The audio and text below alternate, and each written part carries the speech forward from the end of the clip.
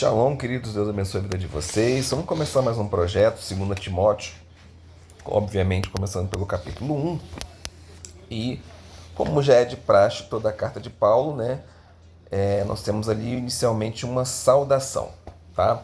Só que é interessante que a gente observa que muitas das vezes dentro da saudação, dentro do primeiro capítulo normalmente, Paulo ele vai dar para a gente um spoiler, ele vai dar ali mais ou menos uma noção para a gente de um tema que possa ser relevante na sua carta, né? Então, por exemplo, você vê isso acontecendo em Romanos, você vê isso acontecendo em Gálatas, você vê isso acontecendo em Filipenses, você vê isso acontecendo em Tito, tá? E aí, o que nós começamos a ver aqui é que houve um erro que não foi consertado lá em 1 Timóteo, né? Algo que precisava ser mudado e não foi mudado, né? É que a questão da ressurreição, né? Deixa eu baixar aqui a televisão um pouquinho, que eu acabei esquecendo de baixar aqui o volume da televisão. Isso, e aí a gente não perde tanta concentração. Então, havia ali um problema de pessoas que diziam que a ressurreição já havia acontecido, tá? Já havia acontecido a ressurreição. E aí Paulo vai tratar um pouco a respeito disso. Claro, a gente sabe que nós iremos ressuscitar com Cristo. A ressurreição não aconteceu ainda, né? E aí ele já... O spoilerzinho que ele vai dar pra gente é quando ele diz assim, ó, a vontade de Deus ainda sustém a promessa, ou seja, ainda existe a promessa que está sustentada, né? Ainda não concretizada, né? De vida. Então, Paulo dá esse spoilerzinho aí, Paulo dá essa direção aí, olha, existe uma promessa, né? Nós iremos ressuscitar, a vontade de Deus é essa, a promessa está sustentada por ele de que nós teremos vida, mas calma, a ressurreição dos crentes ainda não aconteceu. A ressurreição dos crentes ainda acontecerá. Bom, ele fala ali, né, a respeito da consciência, ele fala a respeito de Timóteo, está na oração dele todos os dias e todas as noites, né? Paulo vai utilizar até essa expressão ali em 1 Tessalonicense, é a mesma expressão. Ele vai falar a respeito de Lloyd e de Eunice, né? Duas mulheres judias, tá? Lloyd, mãe de Timóteo. Só que é interessante que o pai de Timóteo ele não era judeu, tá? O pai de Timóteo não era judeu. Só que no judaísmo a pessoa é considerada judia se ela tem mãe judia, não pai judeu, tá? Então, por conta disso, Paulo até circuncida Timóteo. Nós já vimos isso acontecer, temos Atos 16 aí também como referência, tá? Bom, Paulo fala que foi dada ali a Shimná. Shimná seria algo parecido com glória, né? Unção, tá? Então, Paulo coloca a mão ali sobre Timóteo, né? E passa ele a unção. Seria, acho que, a forma mais fácil de vocês entenderem dentro do linguajar crente, né? Muito bem, muito bem, muito bem, muito bem, muito bem. Versículo 7. Versículo 7 diz assim: pois Deus nos deu o Espírito que não produz covardia, mas poder, amor e autodisciplina, tá? Vocês precisam entender, gente, que não é fácil a gente manter aceso dentro da gente o dom de Deus, né? Tem muita gente que fica esperando, né? A gente, até eu mesmo, às vezes, fico esperando assim, vou esperar Deus mover, né, sobre minha vida. Ele vai reluzir automaticamente sobre a minha vida, tá? Só que esse tipo de apatia precisa ser vencida. E a gente só consegue vencer isso através do Espírito Santo. E esse Espírito Santo, ele não produz na gente covardia, tá? Mas ele nos dá meio de dominar, né? Dominar toda a nossa estrutura, dominar toda a condição que nós temos, né? nos ensina o amor e nos ensina a autodisciplina. Então, muitas vezes você está aí apático, aí você pede ajuda a Deus, fala, Deus me ajuda, eu preciso. Mas ele fala assim para você, ó, o Espírito já está aí com você precisa também querer. O Espírito Santo, ele não vai obrigar você a fazer absolutamente nada. Nada, nada. O Espírito Santo não vai te obrigar a fazer nada.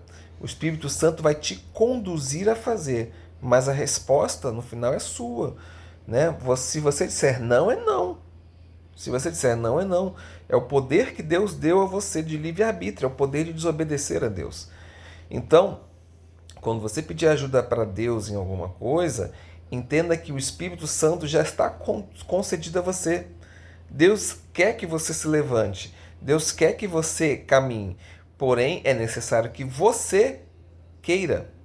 E muitas vezes nós oramos dizendo a Deus assim, eu quero tanto isso, mas na prática, na verdade, você não quer. E é isso que você precisa vencer. O Espírito Santo pode te capacitar a fazer isso, mas você precisa querer. Você precisa querer de verdade. Você precisa se levantar de verdade, tá? Bom, Paulo fala sobre a questão, no versículo 8, sobre a questão de não se ter vergonha de testemunhar Jesus Cristo, né? E nem ter vergonha de se associar, gente, às pessoas que fazem a obra, tá? Isso é extremamente importante. Paulo estava ali na cadeia, né? E estava sofrendo ali e, né, as pessoas estavam com vergonha. Não, Paulo não, esse homem tá preso, não quer. Ele foi preso por fazer o que era justo, que era pregar o evangelho.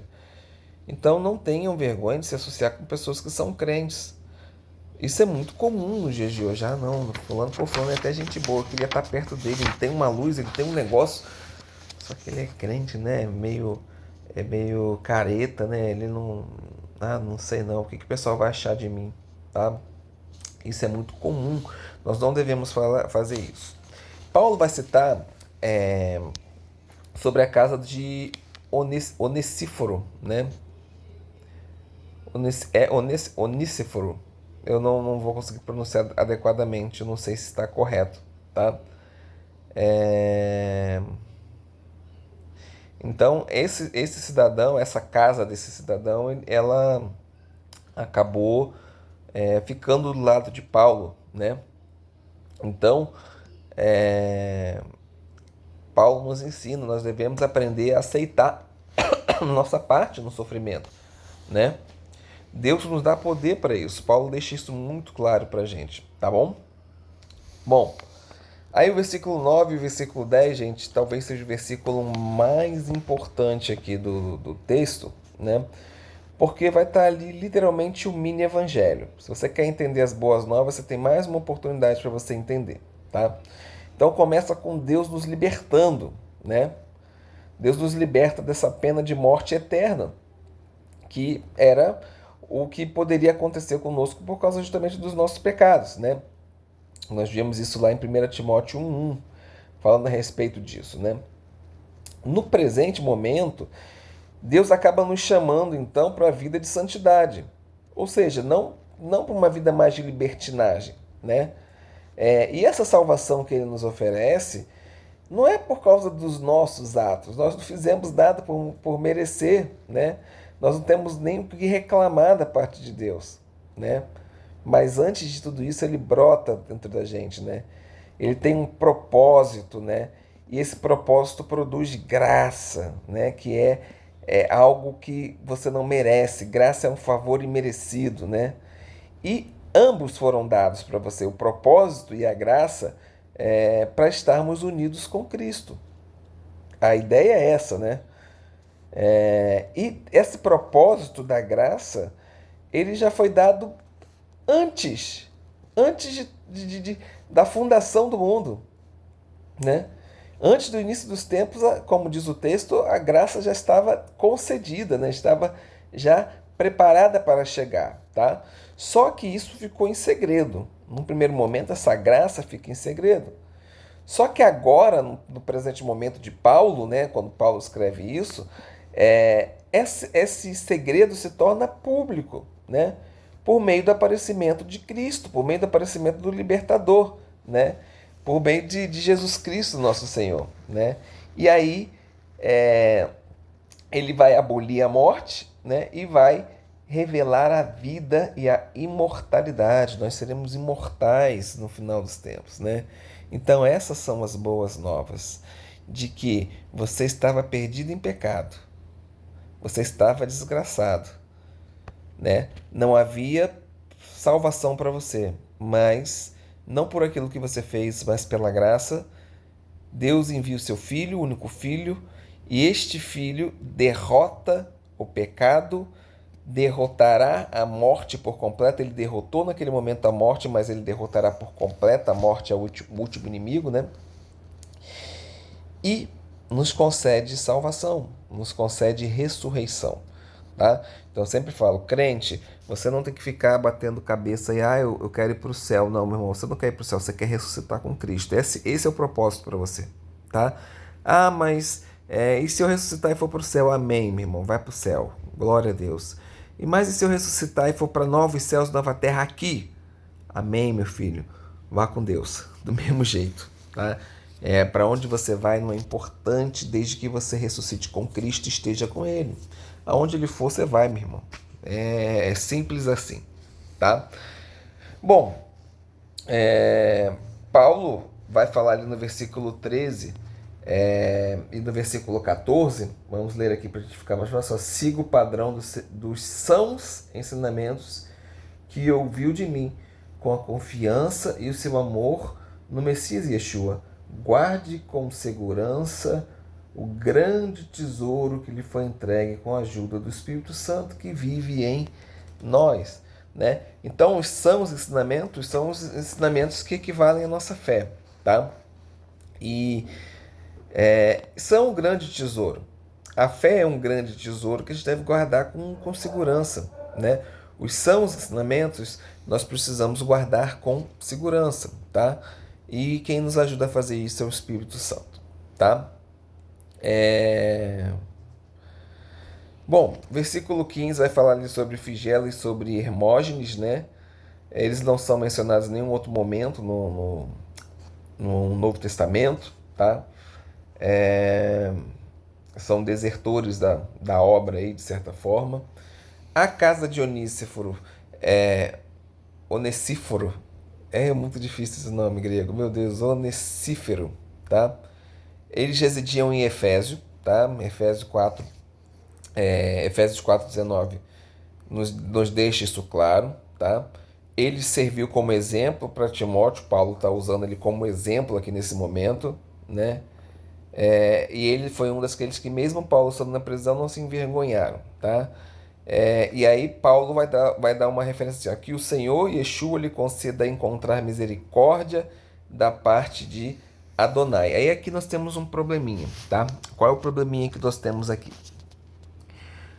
Se Onísiforo tá vivo, beleza, tá? Mas a forma como se é mencionado aqui, é possível que Onísiforo estivesse morto, tá? Se for o caso de Onísifero estar morto, nós temos aqui um único momento onde há uma oração para mortos, tá? Que era uma prática comum do judaísmo do primeiro século, tá? Nós vemos isso acontecer em 2 Macabeus, por exemplo, capítulo 12, versículo 39 ao 45, tá? Mas pode ser que ele esteja falando misericórdia no sentido dos filhos, no sentido dos netos, no sentido dos demais, tá? Então fica isso aí bem desenhado, mas se for uma oração a mortos, não seria algo incomum para o judaísmo da época do primeiro século, tá bom? Como se fosse Deus, como se Paulo, no meu entendimento, tá, gente? Como se Paulo estivesse falando: olha, Onísiforo foi um cara bom, que Deus tenha misericórdia dele, que Deus possa levá-lo ao lugar de glória, ao lugar da imortalidade, né? Bom, queridos, esse é o primeiro capítulo de 2 Timóteo. A gente tem mais 3 capítulos pela frente e em breve estamos chegando em Hebreus. Estamos ansiosos aí para esse caminho. Deus abençoe a sua vida. Shalom.